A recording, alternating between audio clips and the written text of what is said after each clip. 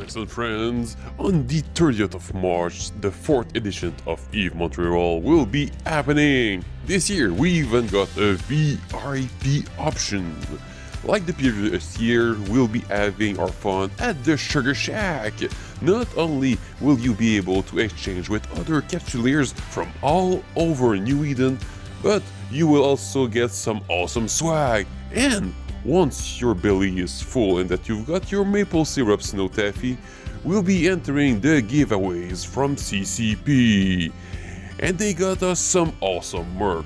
From Rick's Jarvik's art print to Lloyd George art prints, The Art of New Eden hardcover books, USB Rifter, and more. You do not want to miss that.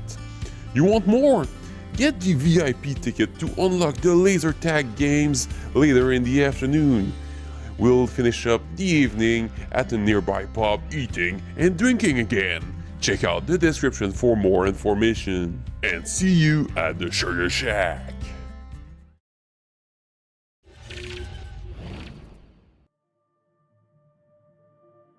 When it comes to EVE Online, every player wants to know the most effective tactic available. You want to know the meta. The meta controls everything. It determines what will and will not happen. Knowing the meta will alter your views, make you question your reality.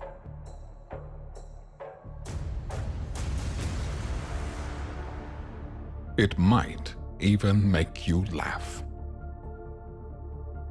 And now, you're part of it. You're watching The Meta Show.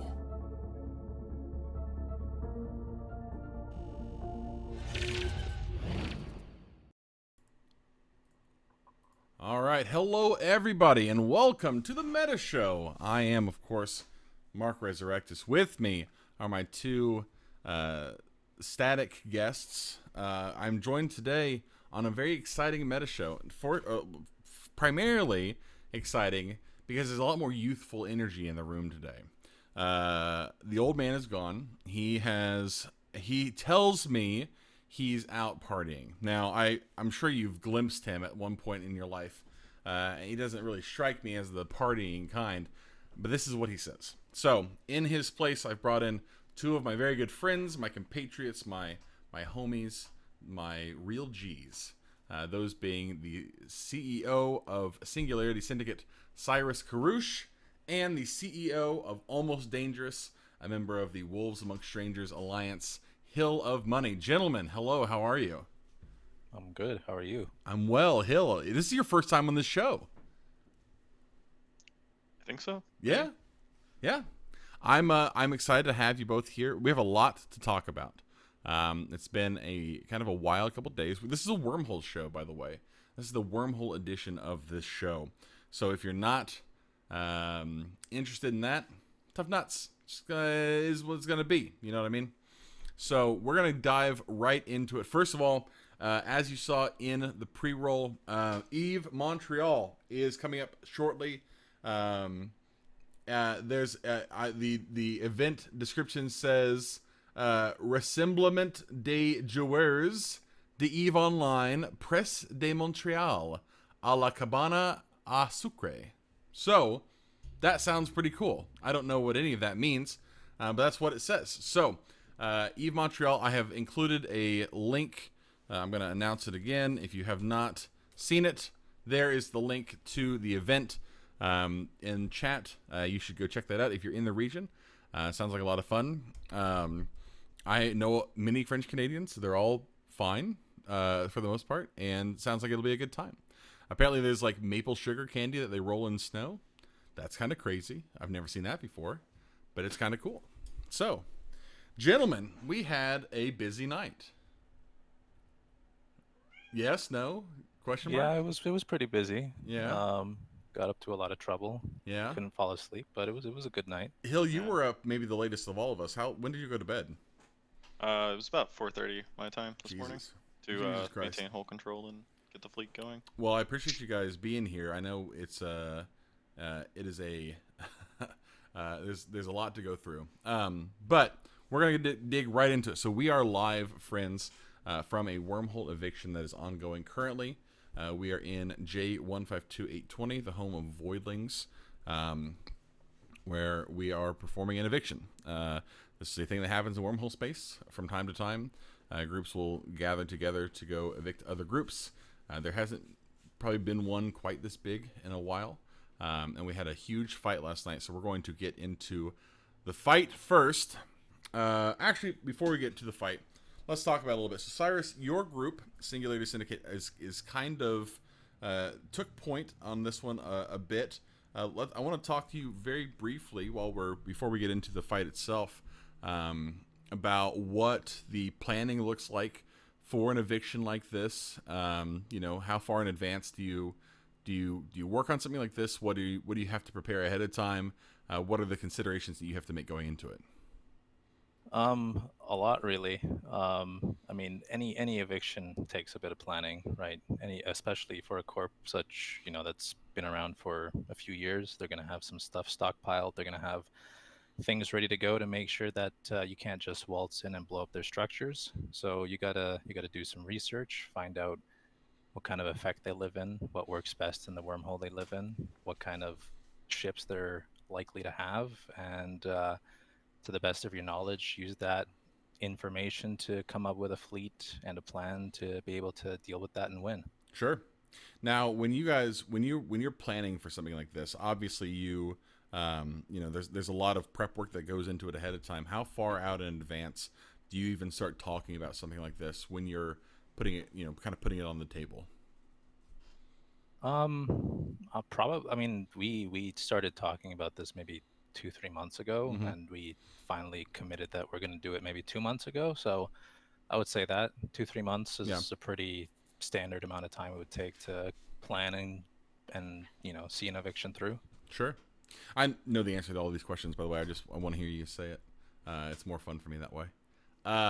So I when you're talking about doctrines, you mentioned wormhole effect being one of the critical factors for something like this. And I know that your team was the one who put together the doctrine that we ended up using for this evict. Why? And spoiler alert, it's going to be Bargus for those of you who did not see the BR from last night. Why Bargus and why in this whole type? Because we picked Barguests because Dan said he really liked Barguests and he hadn't had a chance to fly them as a doctrine yet. Good enough. I said, all right, we'll go with Barguests. And they just so happened to work well with the eviction we were planning because it was a Pulsar, which gives a bonus to shields. And Barguests, as we all know, are best fit shield tank. So just was a happy coincidence. Cool. Now, Hill, I'm curious about your take of this too, because you were not quite as involved in the planning process and the run up to it, but still, you, from the point of view of a CEO that was called in, brought into the coalition, if you want to call it that, and then has to prepare his guys for an operation that you don't really have any information that you can give them to, because I understand that OPSEC was pretty tight throughout all of this. What do you say to guys? Because again, the doctrine for this was a pretty hefty financial commitment. What do you say to those guys to get them excited about it, get them there? Because you guys formed pretty hard for this as well. Yeah, first and foremost, we have to keep OPSEC due to the fact that, if stuff like this leaks out, then people can always exfil or infill more resources. So that was one of the key natures that, we all agreed on when we were talking about this. But as far as like getting guys ready financially for this, pushing guys to make sure they're getting in their ratting sessions, getting in the ISK making, kind of just ballparking, like make sure you have X amount of ISK on standby for pre-planned ops that are coming up. So that's kind of a key feature. Yeah, making sure we are running our ratting sessions. Awesome. Now I'm curious for you, Cyrus, as well. We've talked a lot in the past about the how certain roll-ins can affect operations of any kind, and we had one such roll-in yesterday. Can you go through a little bit of what that was like for you specifically, who, as I understand it, were trying to get in some much-needed sleep during that roll-in? Yeah, so about I want to say 2 hours, 3 hours prior to our siege forters are anchoring, a frig hole to, I believe it was Owasa, It was opened Owasso. up. Yeah. And that was bad news because, unlike most other wormholes, frig holes cannot be rolled. So the locals were able to bat phone. They got all of their wormhole allies in. And then once they got all their wormhole allies in, they started putting out phone calls to everybody else who would listen. They got Big AB involved. They got a few groups in the southeast like Slow involved. They got Zigam to bring a Harpy fleet. They started bringing a lot of people. And once that happened, we started thinking, what do we do? How do we handle this? Yeah. What are we going to do to deal with all this? So the big question that's going to be, and we'll go ahead and move on to our next screen here real quick, because the question that people are going to have to have been asking is, what's going on here? Because clearly this was an eviction of a wormhole group by wormhole groups. Clearly some kind of escalation happened when that frig hole popped up. People bat phoning is not unusual, and I don't think it was even unexpected from our point of view. I think we had planned for a lot of these, a lot of things like this going into it. I'm curious, from your point of view, what is the breaking point at which point you say, like, okay, well, we need to get in contact with somebody who has a little bit more muscle than what we're able to provide currently? Well, once the wormhole groups got in, we're like, okay, that's still manageable. That's not too bad. Then Big AB started coming, and we saw the pings, for Big AB to come, and we're like, okay, that's tougher, but okay, we can probably manage. And then once we heard that that Horde FC Zigam was pinging to bring even more, we're like, oh man, that's gonna start being tough. We don't know if we can. Obviously, in the end, Horde was a non-factor because they left before the timers even started, but when you've got a group as big as Horde pinging, let's go and fuck some shit up, especially since the frig hole is in their space, you start thinking, what do we do? Do we just sit there and twiddle our thumbs, or do we do something to take this at the head and make sure we don't just get flattened? Sure. So we, the fight then kicks off after a while. The initiative did infill a significant number of Tengus. I think maybe more than even you or I were expecting ahead of time, which ended up being, a pretty significant factor in the end. We would not have had the numbers had they not been there. But we still very early on fed a bunch of dreads, a couple of faxes prior to really kind of getting a foothold on the grid. What kind of things do you think that as an FC, as various different FCs who are all kind of coordinating together, what kind of things do you take away from a fight like that in terms of how do you siege a Fortizar in those conditions with the numbers that we saw on that grid? Well, the main thing you need to keep in mind is make sure your FCs are well rested. Yeah, because when they're not well rested, that's when people make mistakes. But really, it's almost like a game of chicken, I want to say, because whoever is going to make the first move is usually going to put themselves in a position where the enemy can respond. And you want to make sure that if they respond in a way that really, really hurts, right, you've got options to, respond and deal with it and keep the fight going. So it's always just a slow back and forth figuring out, what do you do? How do we start? How do we respond to their response? How do we respond to their response? Continuously until the end of the fight. And right. We were a bit sloppy, made a few mistakes at the very beginning about how we opened it, but once the fight progressed, we managed to find our footing and eventually just get it done. Yeah. Now, Hill, from your point of view, you were flying you were in a Bargus for this, weren't you?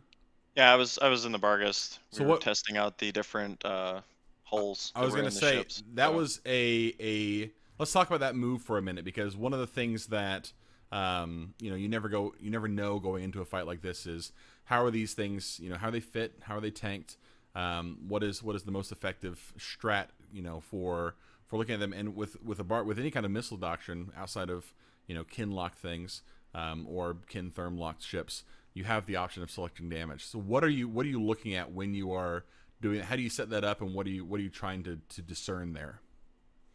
Yeah, right. So that's part of the reason we all went with Bargus as well, was due to the non-kinlocked damage type. Mm-hmm. But essentially, just running the logs and messages is key, so that you don't have any issues with the lag or the tie-dye in the system. Yeah. Kind of splitting your launchers, running different ammo types, and launching, not worrying about the DPS going in, but trying to find the hole in the person's fit that we were shooting into. So. Right on. Now, one other thing that is worth, I think, bringing up here as well is tie-dye. Now, tie-dye is not typically a factor in wormhole fights. I think we can all more or less agree it's really unusual to see tie-dye in any kind of wormhole engagement. When it popped off last night, because I think at the lowest point it got down to about 50%, does that factor for you, Cyrus, as an FC? Does that change the arithmetic at all, or is it just business as usual? It changes a little bit. When you're calling targets, obviously you've got a bit of a rhythm as to, this rate and the speed at which you're calling targets. But when there's tie-dye, you have to take that into account. Slow down how fast you're telling people to shoot. Mm-hmm. Slow down how fast you're telling people to lock up targets, because that's where things get desynchronized. You get split damage. People aren't shooting the same target. And unfortunately, we don't really, well, maybe more fortunately rather than unfortunately, you don't really see tie-dye in wormholes that often. Right. So it's just not something you're ready for and used to. So adapting to that on the fly can be tough, but it's doable. Sure. Yeah, definitely mid-fight we had to kind of reorganize how we were calling targets. Yeah, it was very critical. It is tough too, especially with missile comps, right? Because of the lag and damage application.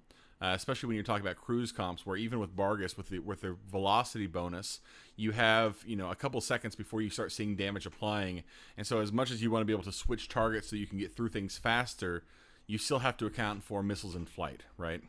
And we saw that a couple times where we'd call for something, say, okay, well that's not breaking, we need to switch, and then a moment later it would break, right?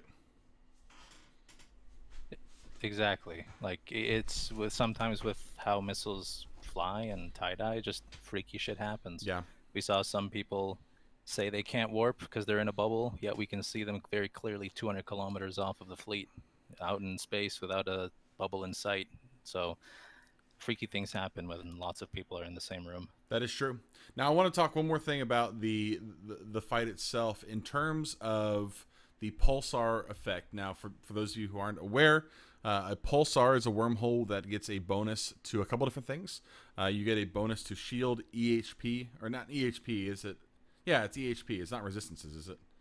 No, it's buffer. It's buffer, right. So a bonus to shield EHP, a bonus to capacitor recharge, or a mount? It's recharge, and then you also get a huge Sig Bloom. Right, and the Sig Bloom is the big one. The Sig Bloom, and then the armor, debuff. So the Sig Bloom specifically, because one of the things you'll see, in fact, if we go back up here to the top of this screen real fast and look at one of these Bargus, let's pick one that I want to call out here real fast. Let's go for Dream Scythe. So you'll see one of the things at the very top of this, a lot of damage being applied with XL cruise missiles by Phoenix Navies. I mean, you can see 1, 2, 3 on this one. I know that there was another one, Baked, I believe, had a couple on his as well, where the damage is not. I mean, Baked is all Phoenix Navies, and then just a handful of damage done at the bottom by Ravens. So what is it about the Pulsar effect, Cyrus, specifically, that allows XL cruise missiles that are typically only applied to other capital ships to apply so effectively towards subcaps to the point where they can almost nearly volley a Barghest? It's a combination of things. The Sig Bloom from the Pulsar is one part of it. I guess to start, the explosion velocity or the explosion radius of those XL cruise missiles, if your Phoenix is fit for it, can be as low as like 3-4 kilometers. Mm-hmm. So the Barghest already has a pretty large Sig of around 500-600 after fit. You add the Pulsar, which is almost doubling the Sig, you got 1.2 kilometers there. If you paint it, it's going to be another If it's from the Fortizar, I believe it's 70%. So now you're going to go up to like 2.5 kilometers. You turn the prop mod on, the Barghest now all of a sudden has like an 8-kilometer sig, and all you have to do now is just web it down, and it's going to get volleyed. It doesn't take much. Yeah. So, all this being said, clearly there was a big fight. A lot of stuff died. This is probably the biggest. I think we said the biggest fight in at least numerical value in a couple of years. Looking back at least as far as maybe TD Sin, I think we mentioned earlier. So some time ago. A fight like this, the question that people always have afterwards, more so than just, what about the bat phones? What about, this? What about that? The question people always ask is, why is this happening? Like, what is it? What is it about? Is there some kind of blood feud here? Is there some kind of, a message that's trying to be sent? Why do you go into a group? Because you can see the defenders here, new sig, significantly smaller than a lot of other groups that were on this list. Myself, my group included, Hill, your group included, certainly Cindy, and most of the others. A group like that is being evicted from a whole. People always ask, like, well, why are you punching down? What's the purpose of this? So I guess my question for you is, from the point of view of somebody who's organizing content, why choose a group like this instead of any other target? Well, one thing you'll notice very quickly if you look on the defender side is almost everybody there is actually a Pulsar Corp. So Laserhawks, Newsig, Novak, Forsaken Few, all Pulsar Corps. And we think that the Pulsar lobby is becoming too large and unchecked in Wormhole space. And we decided that we need to show them that Pulsars need to tone it down. There's too many Pulsar Wormhole Corps, and we got to get rid of them. Okay, so there are too many Pulsar Corps. I see. Too many Pulsar Corps. Gotcha. But on a more serious note, for years now, Voidlings has been going around evicting a ton of other small corps, and people complain, like those groups will complain because maybe they can put up a fight against Voidlings, but once Voidlings calls their friends, which very often include Laserhawks, then any small group that is getting evicted by Voidlings just gets absolutely destroyed. Gotcha. And after hearing that one too many times, we said, forget it. Why not? Sure. Let's show them what's what. Cool. And I mean, I can only speak for myself, and I'm curious to get your take on this too, Hill. As somebody who was called after the fact to come in, both help reinforce numbers and also to just participate in the op as a whole. In terms of like what would be a good target for an op like this in terms of trying to generate content, trying to generate a fight, does it feel to you, Hill, like the fight that we got last night justifies the initial involvement, retroactively? In other words, does the fact that the fight happened, is that itself enough justification to do the op in the first place? Does that make sense? Yeah, that makes sense. Yeah, I mean, based on my answer for that one would be like the fight was, it was a solid fight. Voidlings put up a really good fight. They had a solid defense fleet. Mm-hmm. Made some really good choices with the way they utilized their Fortizar. They didn't take the fight on our Fortizar grid so that they could use their Fortizar grid, which was fairly smart on their part. Yeah. Very well done. The whole reason that we're kind of participating in this is just the fact that, like Cyrus was saying, we'd had been reached out that they'd been participating in smaller Wormhole Corp evictions, as well as most of the time when you're in Wormhole space, if you get rolled into, you have guys on, typically you either honor brawl or do some sort of fight. Sure. We haven't really had any fights with them. Yeah. In the last couple of years, so nothing really personally against Voidlings. They, we've been friends with them, and it's been always a fun time flying with them. But there's kind of have to make certain decisions in Wormhole space. Sure. Based on actions of other people. So awesome. Well, and I want to say one thing too, just before we move on. Obviously, the work done by Voidlings and by the rest of the defenders to mount a defense was significant. I mean, you can look if we go to the summary here, you have to remember that none of these groups brought ships into this hole, with the exception of the bombers that Deepwater brought.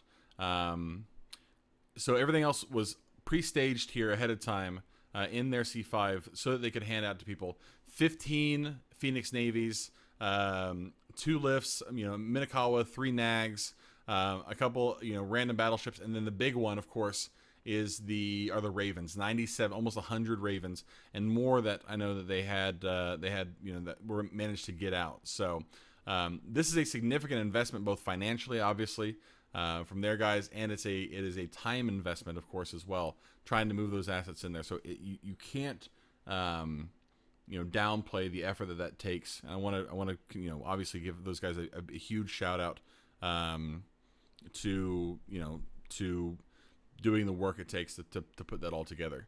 Obviously, we felt like we had a significant investment of our own on our side. But it's just it's a matter of one compared to the other, right? So anyway, let's go ahead and look at the next thing I wanted to talk to you guys about, which is the patch notes. So we actually already talked about these patch notes a couple of days ago, or I think it was last week on this show. Brisc came on and had a lot of opinions about some of these changes that were made, and while they were certainly opinions, I'm curious to get your guys' take on some of this stuff, because I think we can say comfortably that the meta is in the process of changing. At any point,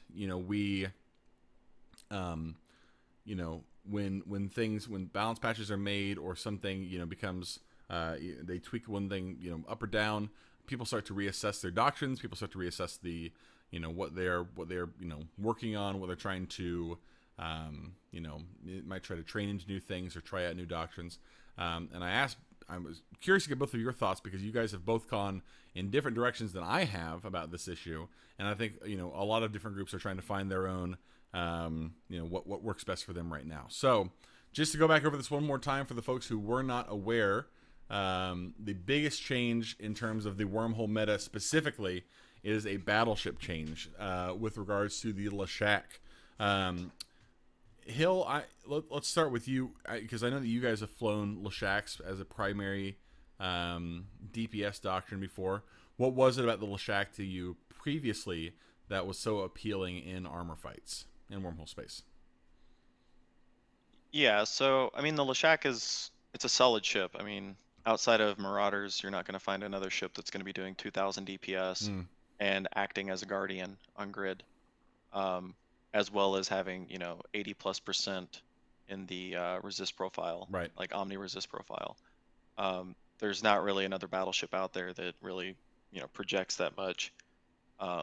With this overall damage decrease for the initial, it hurts having a lot of them on grid now, due to the fact that they can easily be TD'd, or they can easily be burst jammed, or they can easily be taken care of using control meta.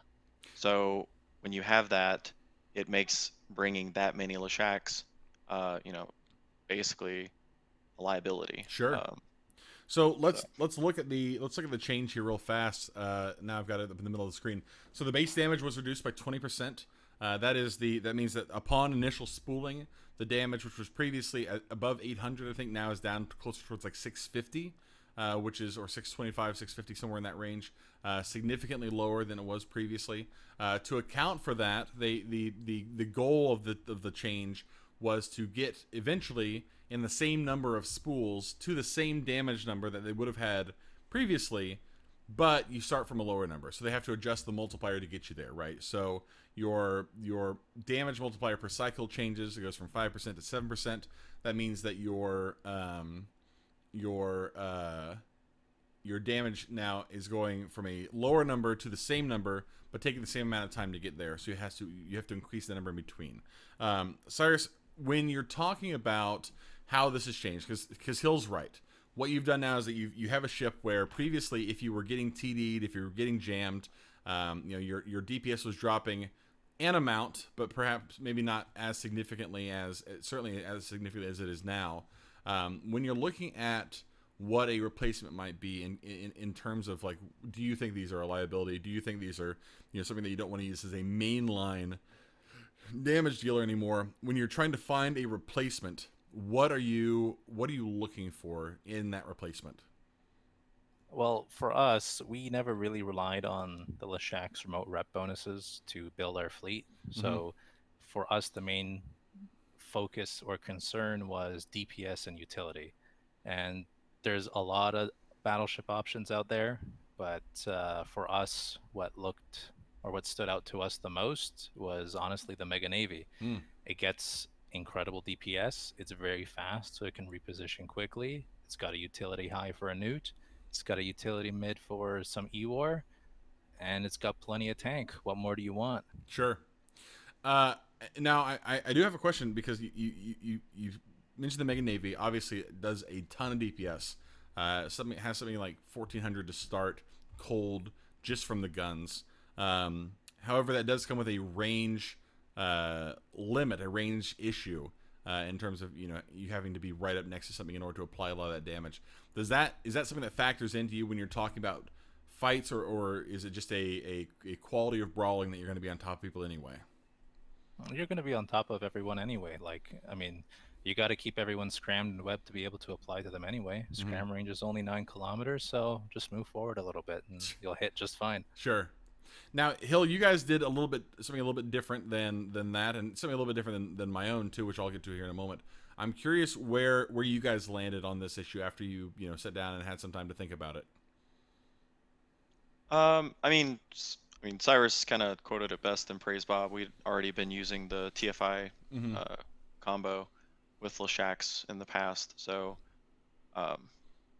it was pretty natural for us to just walk right into the TFI due to the fact that it has very similar tank, and the damage is what it needs to be for what the actual ship does. So and it has plenty of utility.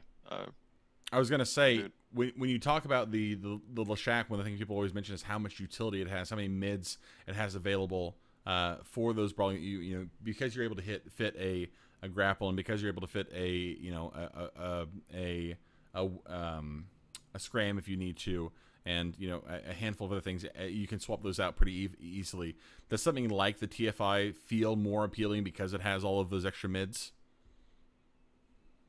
I mean, yeah, it's also the fact that it has the high slots as well. It has 2 high slots versus the Mega Navy's 1 high slot, which is pretty nice. Yeah. But yeah, having an additional mid slots for E-War is super critical in most of the Wormhole fights. Sure. Especially going up against Leshak's. Yeah, and that is a significant concern as well. Do you guys? I'll ask both of you. I'll ask Cyrus, you first. Do you feel like when changes like this happen, they happen instantaneously, or is this something that we're going to see evolve over the course of 3-6 months?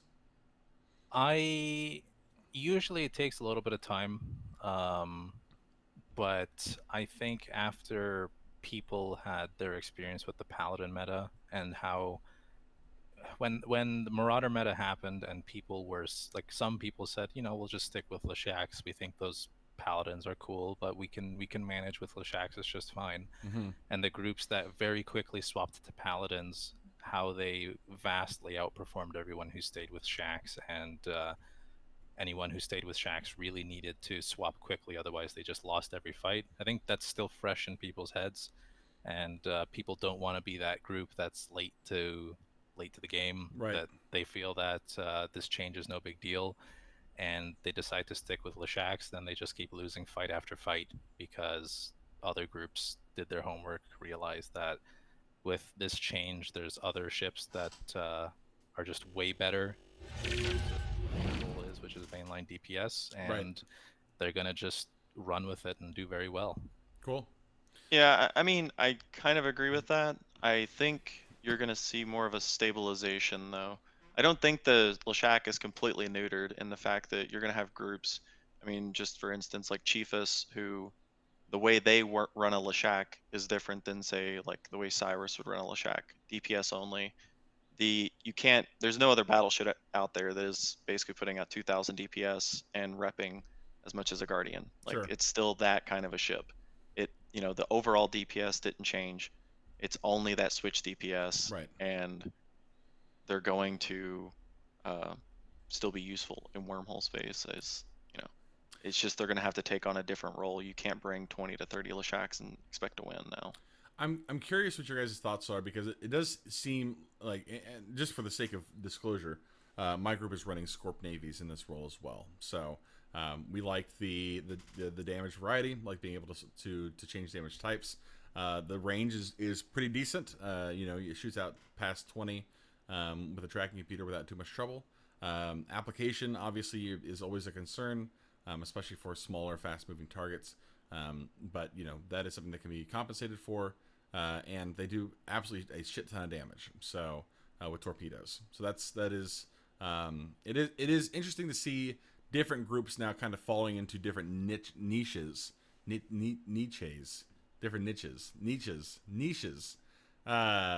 they as everything kind of settles. I'm curious if either of you think that there are any sleeper picks that have not come out yet. Ships like the Domi Navy, ships like the Raven Navy, ships like either we've not seen anybody do either the Geddon or APOC Navy. And I'm curious, Cyrus, I'll ask you, the APOC Navy and the Geddon Navy.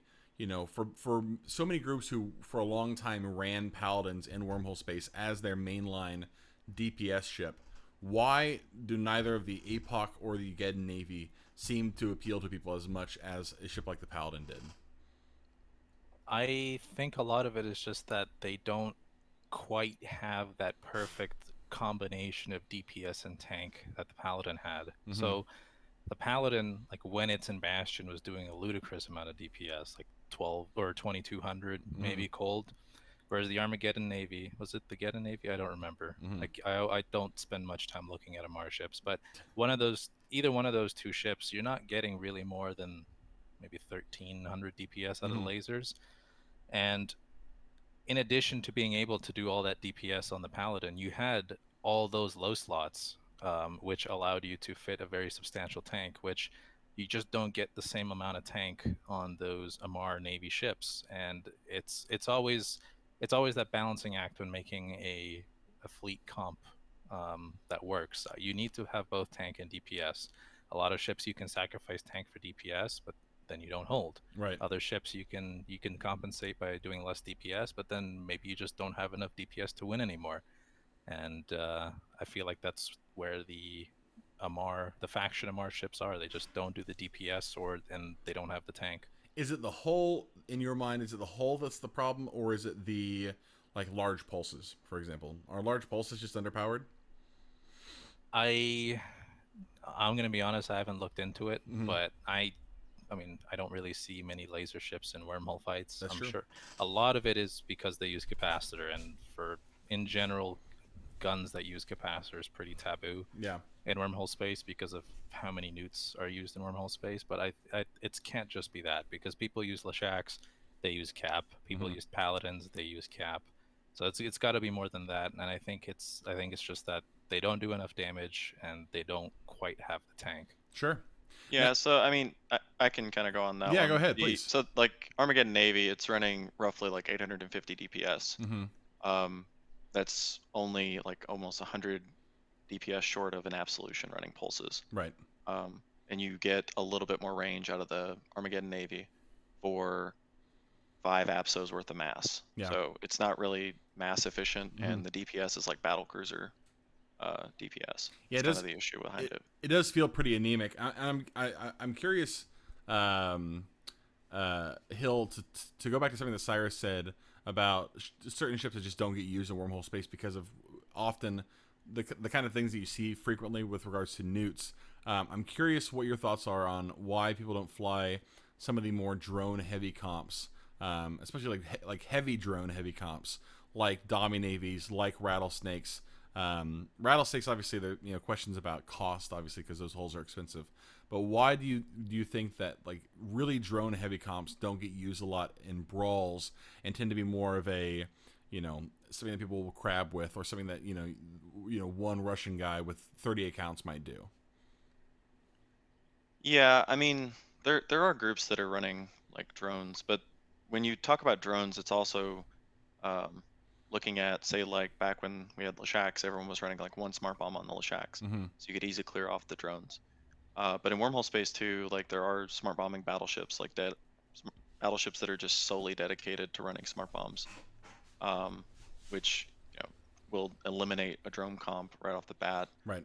Um, like one of our most recent fights we had against Novak, they had a smart bombing battleship that it went straight over and cleared off our entire drone ball that we had from TFI drones and a couple of EOSs that we had on grid as well. Yeah.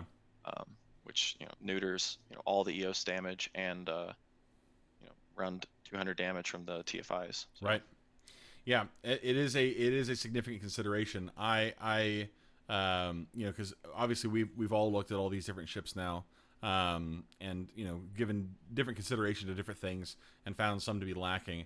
I'm curious about your guys' thoughts about pirate battleships, because one of the questions that people who aren't wormholers will often ask is, why don't you just use pirate battleships? They're so much better than the Navy version. So you're talking about ships like the Bargus, the ships like the Mercurial, ships like the Rattlesnake. Obviously the Lashak isn't quite a pirate battleship. I think it's listed as a precursor battleship. And then you've got the Stormchild, or the Stormchild. Thunderchild. Thunderchild, that's the one. I hate those fucking names. The Thunderchild as another option. Are any of those ships, do you feel like things that could be mainline doctrine ships in Wormhole fights with regards to brawling, or are they just cost prohibitive, Cyrus? Some yes, some no. I think flat out the Barghest and the Mercurial won't work as a Wormhole brawl comp. They got to be up close. You got to be up close to brawl, and they just don't have the tank or the slot layout to make that work. Mm-hmm. Vindies are an interesting choice. It's something we considered, but we looked at how many we would need to fit out a fleet, and what how much it would cost for our members to buy the amount that we would need, and we just kind of just said it's probably not going to work. Sure. The Balgorn is another one that's interesting. Your DPS isn't that good. You're only getting maybe 1,000 to 1,100 DPS, Mm-hmm. but it has 3 utility highs, and with what the Balgorn is good at, which is neuting and nosing, you can really put some strong sustained pressure on an enemy fleet and just very slowly grind them down. Thunderchild, or the what was it called? Thunderchild? Thunderchild. Was that the Yeah, battleship? yeah. I think right out those are just not going to work for Wormhole brawls.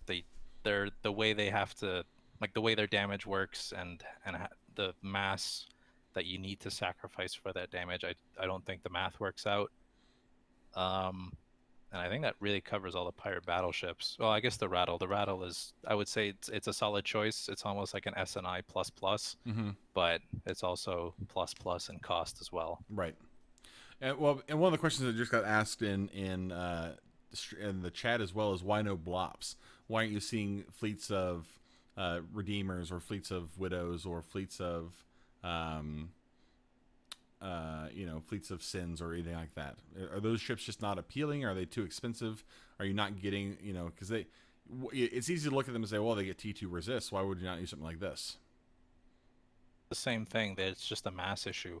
Blops, well, T2 battleships in general, they're 50% heavier than regular battleships, and when you've only got so much mass to work with, if you bring 50% fewer battleships, because they're heavier and they're doing the same DPS and they are a little less tanky than those other battleship options, the math just doesn't work out. Sure. Yeah, and to be honest, like another thing, like this is Wormhole space. There is the old, Bushido thing. If you undock in like 10 Balgorns and say like 5 or 6 to 10 Nestors, no group's gonna fight you. Yeah. I mean, they're gonna be like, yeah, this we're not going to fight that. And they just dock back up and log Sure. off. So, Yeah, it is. Are there certain comps that are just too cancerous for a fight? Like, are there certain comps that just are not worth running into? Because I ask because one of the things we didn't mention yet, or you just brought up, but we haven't gone into it too much depth. People always ask about the laser Balgorn comp and whether or not a laser Balgorn is something that is worth fielding. Because despite the fact that the DPS is kind of anemic, it is kind of a meme in that you effectively have, if you run 15 Balgorns, you can put newts on every, every Logi ship in the fleet. And still, even if your DPS is anemic, the fact that nothing can tank anything because they're all neuted out means that, you can just slowly pick them apart. Is a comp like that just not worthwhile? Or is it, again, a factor of cost or a factor of Bushido or something else? I think part of it is going to be like if you undock and see 10 to 15 Balgorns, I think any FC is going to freeze up for a second, thinking like, what the hell is going on? Right. You definitely will probably get a few groups that'll just say, no thanks, we're not fighting that today. After a while, I think people will realize that, it's not 15 like Balgorns with full newts in the highs, it's 15 Gungorns. And then maybe people will try and fight it, but at that point, maybe you've gotten tired of people saying, I don't want to fight you because I don't want to fight 15 Balgorns, and you've already swapped off by then already. But in my mind, it's definitely a viable comp. I think it would definitely work in the hands of the right FC, but I think it's, again, one of those things that people are just, there's too much inertia and I guess you could say culture surrounding the Balgorn that would make people shy away from it. Right on. I do want to talk about one more thing here real fast. We are coming up close on our time. Let's scroll down just a little bit to the Nighthawk. the Nighthawk, yes. Because this is the one that everybody has been talking about since they mentioned Wormhole space in the patch notes. The Nighthawk was nerfed. Its DPS was brought down with T2 Scourge from just over 1100 down to closer to 950, I believe. A change like this, while significant, doesn't change the fact that the Nighthawk still does quite a bit of DPS. In terms of shield comps and whether or not the Nighthawk is still in meta, Hill, do you still see your guys as continuing to use Nighthawks going forward? I mean, yeah, the Nighthawk is still very strong for its cost point plus the mass that it uses. It's still a super strong ship. However, the biggest thing that we've kind of looked at is that it is solely kinlock now. Basically, the Nighthawk DPS on any other damage is only like 600 DPS, which is laughable. So it's really kind of not. It's not changing the fact that Nighthawks are useless.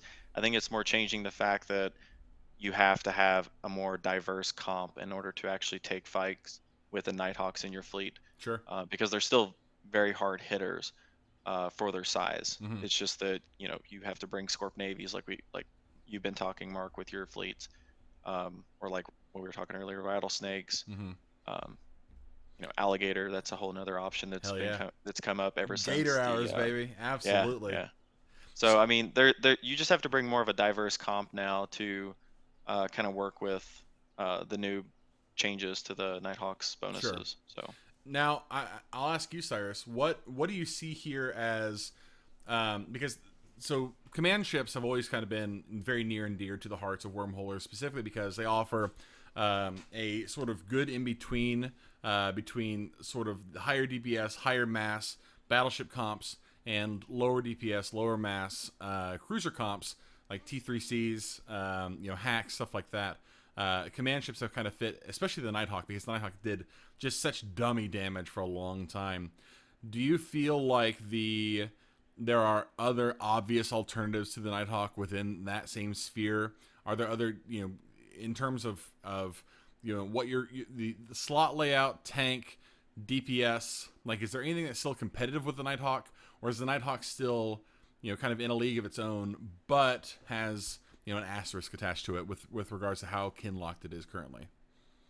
I think there will, this is Eve, there will always be other options. However, figuring out how to make those other options work is the hard part. The Nighthawk, the resist layout of the Nighthawk is so good, and you can very, very easily make a passive tank on the Nighthawk that doesn't require any cap, that works very well for 90% of the fights you're going to find in Wormhole space.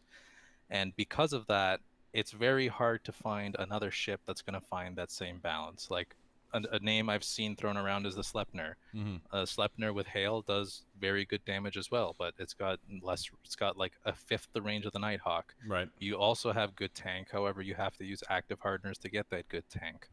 I've heard Tengus. Well, we used to use Tengus, but again, they have the same issue. You have to active tank it to have good tank, and one Balgor Newton doesn't work anymore. Right.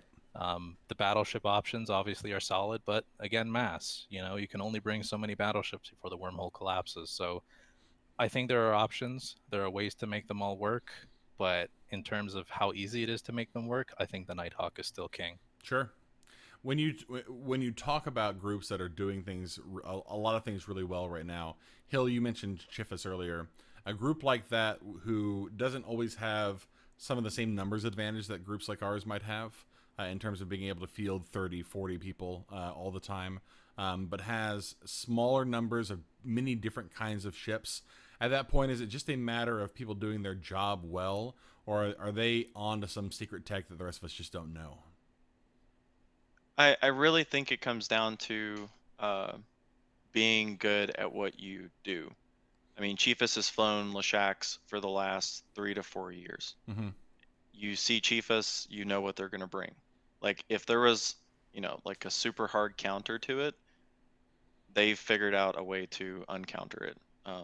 I mean, just being good at what you're doing is, 90% of the fight, Sure. to be honest.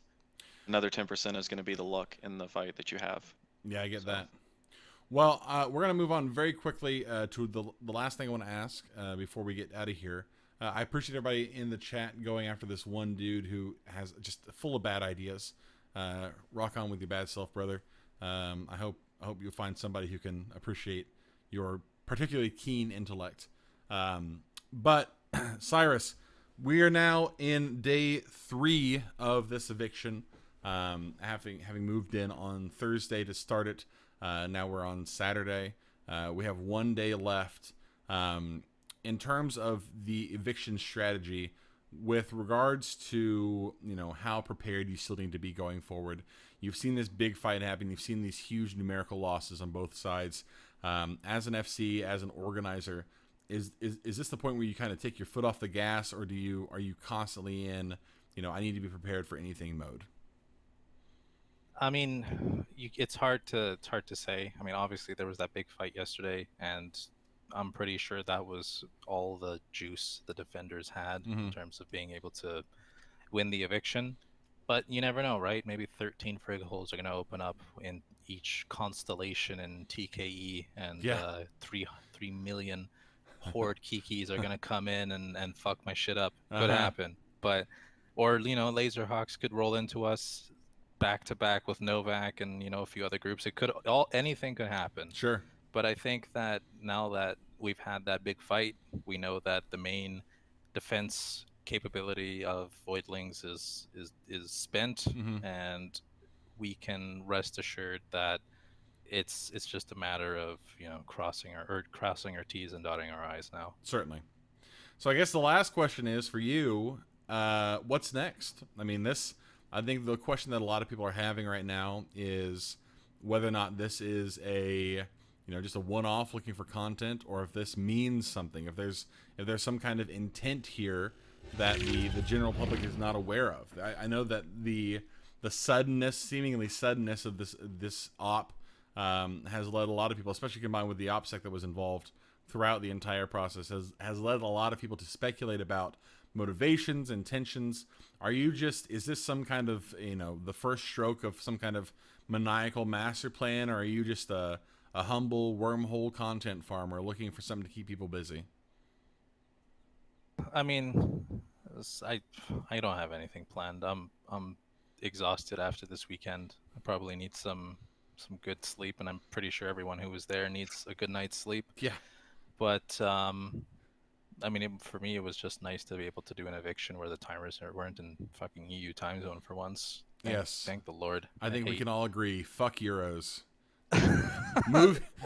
Move your time zones. Move your timers to 0100 and fight like men. Exactly. Isn't that right, exactly. brothers? That's what I'm talking about. I hear you over there, Hill. I know you agree with me. No comment on that. Gotcha. Well, hey, listen, guys. Thank you so much for being here, and thank you, folks, for watching. We're gonna call it there. We have a lot more work to do ourselves, and I know everybody here is kind of tired, and I myself want to leave this office for the first time in a while. So, for myself, Mark Resurrectus, with me, of course, Cyrus Karush, Hill of Money from Singularity Syndicate, and Wolves Among Strangers Alliances, respectively. We are live, of course, from the Evict of J152820. We'll be back next week, I think. I don't know if Brisc is back next week. Maybe the week after that. He'll be gone again. And one of those weeks we'll probably do something else. We'll probably do something different like this. I want to hear before too long bring in some other folks to talk about, the balance changes that we've seen, the balance changes that we would hope to see into the future. So I might be able to wrangle up someone like Amelia who'd come in here and talk about that kind of stuff. Would be very cool. So from myself, Mark, here at the Meta Show, thank you all so much for watching. We'll see you next time, and you stay chaotic, New Eden.